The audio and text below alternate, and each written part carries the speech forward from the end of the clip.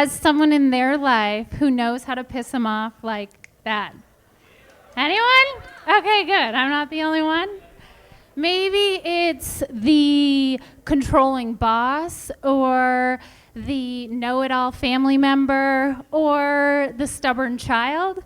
Let's take the boss, for example. You point your finger at your boss and you say, "You're a controlling jerk." I mean, you probably wouldn't say that out loud, but you mumble that. I want to see what's going on here. You're pointing one finger out at them, and there's 3 fingers pointing back at yourself. That's what I'm more interested in, is those 3 fingers pointing back at you. So shadow work, what is it? A Swiss psychiatrist about 100 years ago coined the term shadow. So your shadow are the sides of yourself that you disown, dislike, and have repressed over time. Why? Well, your loved ones, meaning well, they probably at some point said, hey, you can't be blank. You can't be greedy. You can't be shy. You can't be weak. And so we believed them and deprived that side of ourselves so that we would be accepted. And so the next obvious question becomes, if I have this shadow, how do I become aware of it? Lots of ways. I'm just going to talk about the one with the pointing of the finger. You point at someone else. You think it's that person pissing you off. It's not. It's not actually that person. It's what that person said or how they said it that activated the emotion within you. That is how your shadow is activated.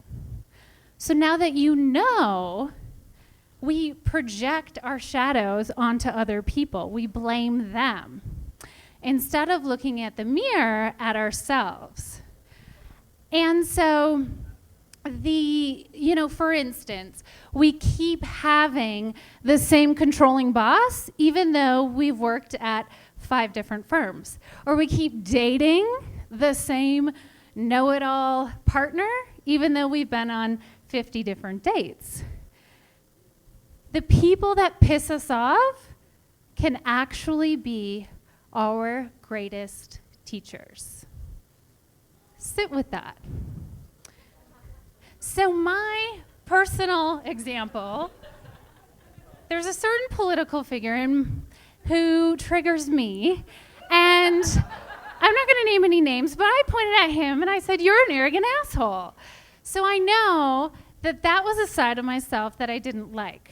But rather than saying why I'm not arrogant, I chose to ask myself and dig a little deeper, where has arrogance actually served me? Well, I probably wouldn't have started my own business without a little bit of arrogance. I probably wouldn't have thought I could impact hundreds or thousands of people. I probably wouldn't have said no, protected my energy, and went after my dreams without a little bit of arrogance. So I'm arrogant. That's a part of me. That is a part of me. And now that I know that that's a part of me, I can choose what I want to do with that. I can turn up the arrogance when I feel like that will actually support me, and I can dim that down when I feel like being generous and inclusive and connected. So, shadow work really is about loving all of you and accepting all of you, not just the high-vibing sides of yourself that everyone taught you should like and you should love. So once you're able to actually take that step back and accept those sides of yourself, that controlling boss no longer pisses you off. That child that's stubborn doesn't feel like it's as much of a struggle anymore. So the next time you point your finger at someone else and say, "You're such a blank," maybe you can pause and take a moment to actually thank them for helping you learn a little bit more about yourself. Thank you, Reno.